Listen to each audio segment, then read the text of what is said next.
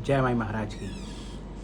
मैं विगत कई वर्षों से इस विषय के ऊपर बोलने के लिए सोच रहा था, लेकिन इस परिस्थिति में और इस प्रकार से बोलना पड़ेगा, यह मेरे मन में कभी नहीं था। जो अभिचार कर्म होते हैं, प्रयोग होते हैं, उनका क्या स्वरूप है, क्या उद्देश्य है, इस संदर्भ में बोलने को आज मैं उपस्थित हुआ हूँ। 3 प्रकार के प्रयोग होते हैं: शांतिक, पौष्टिक और आभिचारिक। शांतिक कर्म वो होते हैं जिसमें अगर मान लीजिए किसी ग्रह बाधा है, प्रेत बाधा है, किसी की नौकरी नहीं लग रही, संतान नहीं हो रही, उसका व्यवसाय नहीं चल रहा है, तो उसकी शांति कर दी जाए, मतलब किसी ग्रह शांति इत्यादि के लिए। पौष्टिक कर्म में इन्हीं चीज़ों को जैसे बढ़ा देना, व्यवसाय में आय बढ़ा दी जाए, किसी की पदोन्नति हो जाए या कुछ बढ़ाना हो तो पौष्टिक कर्म होता है। कोई ग्रह उतना प्रबल नहीं, इस ग्रह को और प्रबल बना दिया जाए। इस प्रकार के जो अनुष्ठान होते हैं पौष्टिक कर्म कहलाते हैं। और अभिचार कर्म जो होते हैं वह क्रूर कर्म के अंतर्गत आते हैं, जिसमें मारण, मोहन, उच्चाटन, आकर्षण, स्तंभन, वशीकरण, इस प्रकार के उसके 6 कर्म, षट कर्म होते हैं, 6 कर्म आते हैं। तो मारण, मोहन, उच्चाटन, वशीकरण, आकर्षण ये और स्तंभन, ये होते हैं। तो हमारे शास्त्र ये कहते हैं कि शांतिक और पौष्टिक कर्म किए जा सकते हैं और अभिचार कर्म विशेष परिस्थिति में किए जाते हैं।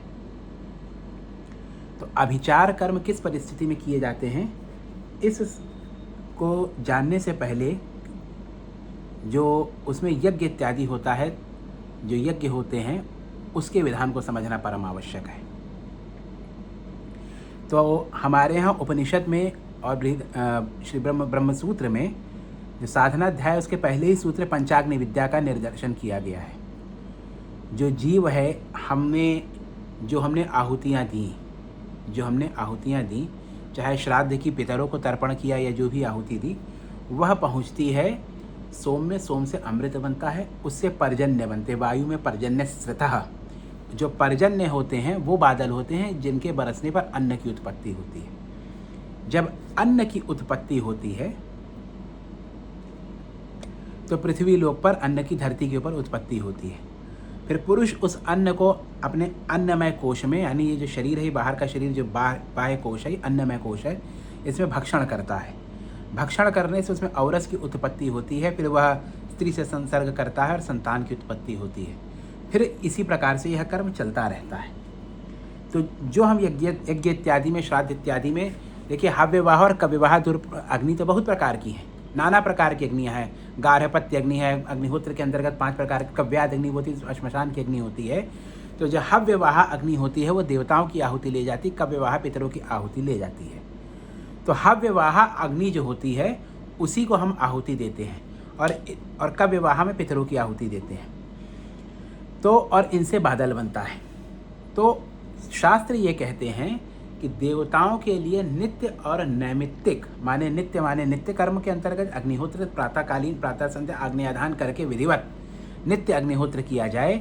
और नैमित्तिक इत्यादि जैसे हमारे अग्निष्टोम की प्रकृति और विकृति होती हैं, उस प्रकार के फिर हमारे तंत्र में भी यज्ञ की बहुत सारी संस्थाएं हैं। उन संस्थाओं से चंडी इत्यादि के अंतर्गत, या शतरुद्र होता है, या आपका और भी बहुत से अनुष्ठान होते हैं जिसमें यज्ञ इत्यादि अंग रूप में वहाँ पर लिए जाते हैं।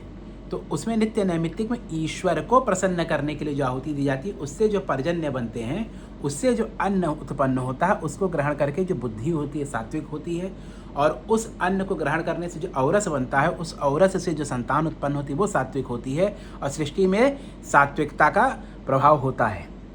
आज दुर्भाग्य से हो क्या रहा है, आज दुर्भाग्य से ये हो रहा है कि मूल जो अधिकांश हमारे जो अनुष्ठान हो रहे, शांतिक, पौष्टिक, और उसी तुलना में आभिचारिक हो रहे हैं, और जो यज्ञ हो रहे हैं वो भी आभिचारिक ज़्यादा हो रहे हैं। तो उससे, क्योंकि हव्यवाह अग्नि अपना कार्य तो करेगी, देवता को आहुति ले जाएगी, निश्चित रूप से देवता को आहुति लेके जाएगी, लेकिन वो आहुति जो होती है वो क्रूर कर्म की आहुति होती है, उससे देवता रुष्ट होते हैं। तो उससे जो पर्जन्य बनेगा, उस पर्जन्य से द्युलोक के और पृथ्वी लोक पर जो अन्न उत्पन्न होगा, उसका जो भक्षण मनुष्य करेगा उस अन्न का, और उस अन्न से जो औरस बनेगा, उससे जो संतान की उत्पत्ति होगी, तो देखिए किस प्रकार से यह पूरा घटनाक्रम जो है बिगड़ रहा है। तो मूलतया शास्त्र ये क्या कहते हैं? शास्त्र ये कहते हैं कि अभिचार कर्म सबके विरुद्ध नहीं होता। अभिचार कर्म बहुत सीमित होते हैं, यह सबके साथ अभिचार कर्म नहीं किया जा सकता है।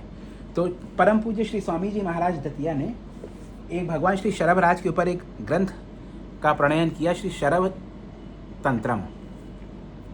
इस ग्रंथ में काम्य प्रयोग आमोद जो अध्याय है, उस अध्याय के अंदर उन्होंने स्पष्ट रूप से लिखा है कि अभिचार किसके विरुद्ध किया जाना चाहिए? जो माता पिता पे हाथ उठा दे, इतना निकृष्ट व्यक्ति, जो राष्ट्र का द्रोही हो, जो संबंधों का, समाज का द्रोही हो, ऐसे व्यक्तियों के विरुद्ध अभिचार कर्म किया जाता है। किसी से व्यक्तिगत रंजिश के लिए अभिचार कर्म नहीं कराए जाते।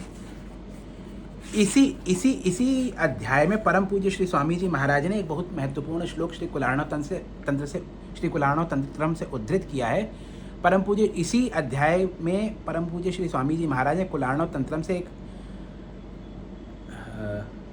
श्लोक उद्धृत किया है, जिसे मैं पढ़ता हूँ। एक लक्ष्यम जपेन मंत्रम ध्यान न्यास समन्वितः प्रयोग दोष शांत्यर्थम आत्मरक्षार्थ कारणम नोचेत फलम न प्राप्नोति देवता शापमाप्नुयात्। जब आप अभिचार कर्म करते हैं तो साथ में प्रायश्चित्त के रूप में 1 लाख जप। इसी में एक जगह एक बात और लिखी, जितने अक्षर का मंत्र हो उतने लाख गायत्री का। और एक बात और कही है उन्होंने ये कहा है इसी ग्रंथ में कि मारण प्रयोग विशेष रूप से जो किया जाता है वो एक बार तो चलो हो जाएगा, दोबारा अगर किसी ने मारण प्रयोग किया तो देवता रुष्ट हो जाते हैं और मंत्र का पुरस्चरण नष्ट हो जाता है, मंत्र की सिद्धि समाप्त हो जाती है मारण प्रयोग करने से, और दोबारा देवता उस मंत्र को सिद्ध होने नहीं देते, बहुत बाधा उत्पन्न करते हैं। तो ये अभिचार कर्म के संदर्भ में अभिचार कर्म किसके विरुद्ध करना चाहिए, इसी अध्याय में परम पूज्य श्री स्वामी जी महाराज ने उद्धृत किया है। ऐसा नहीं, तो लिखते हैं, बहुत सी बातें लिखते हैं। लिखा अपवादम ब्रुवती यह सहायांतैव हेतुनाम तम नरम क्रियया हंतुर्दोषो नास्ति कदाचन। गुरुमात् पुत्रद्रोही धर्मिणी मर्म सूचकः यस्तम मारतिम देवी दोषो नास्ति कदाचन। जो गुरुद्रोही हो, धन धान्य गृह क्षेत्रम धेनु पुस्तक चोरिताम कुरुते यस्तु तम हंतुर्दोषो नास्ति कदाचन। वनिताम ब्रह्म मध्यस्थाम यो अवमानयति द्रुतम गिरिजे तम नरम हंतुर दोषो नास्ति कदाचन।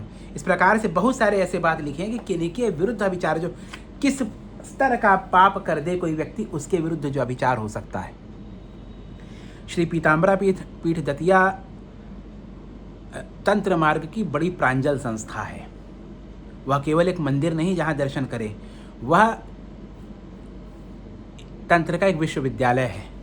वो एक प्रैक्टिकल लेबोरेटरी है और जहाँ पे प्रैक्टिकल प्रायोगिक अध्ययन होता है, और जो समर्पित भाव से वहाँ जाता है उसके ऊपर पूर्ण अनुग्रह की प्राप्ति होती है। मैं सिद्धि शब्द का प्रयोग नहीं करता, क्योंकि सिद्ध देवता को कौन सिद्ध कर लेगा यार, देवता की सिद्धि नहीं होती, देवता का अनुग्रह प्राप्त होता है। तो पूर्ण अनुग्रह की प्राप्ति होती है, गुरु महाराज की कृपा से, माई महाराज की कृपा से पूर्ण अनुग्रह की प्राप्ति होती है। और वहीं पे परम पूज्य श्री स्वामी जी महाराज ने आजकल एक वहाँ बड़ा प्रसंग उठ गया मिर्ची हवन का। हो सकता है किसी परंपरा में चलता होगा, लेकिन राष्ट्र गुरु अनंत श्री विभूषित श्री स्वामी जी महाराज ने एक जो कुछ भी हमारे लिए ग्राह्य है, हेय और जो ग्राह्य, वो सब उन्होंने वर्णित किया है।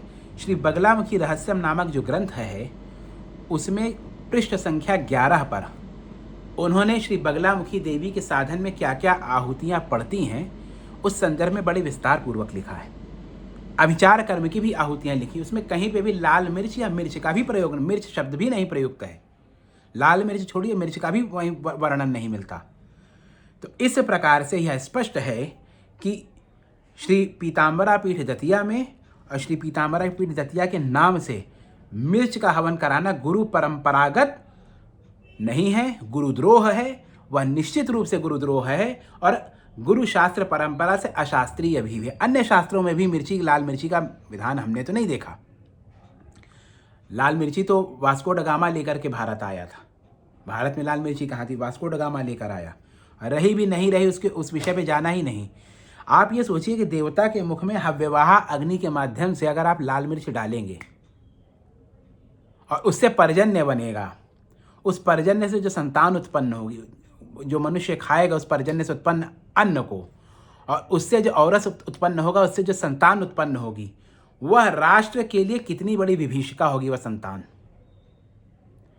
तो परमेश्वरी जगदम्बा के श्री चरणों में अगर आहुति देनी है तो फल की दीजिए, फूल की दीजिए, नैवेद्य। और एक बड़ी महत्वपूर्ण बात है, अविचार करना क्यों है? मान लीजिए किसी का कोई शत्रु उसको परेशान कर रहा है, तो अविचार क्यों करना है? आप अपने साधन मार्ग पे आगे बढ़िए। आपका साधन मार्ग जब प्रबल हो जाएगा तो शत्रु स्वतः शांत हो जाएगा और आप उससे बहुत आगे चले जाएंगे। तो दूसरे को नष्ट करने में मंत्र की ऊर्जा लगाने से अच्छा है कि अपने उत्थान में मंत्र की ऊर्जा लगाएं। इसी के साथ मैं अपनी वाणी को विराम देता हूं। जय माई महाराज की।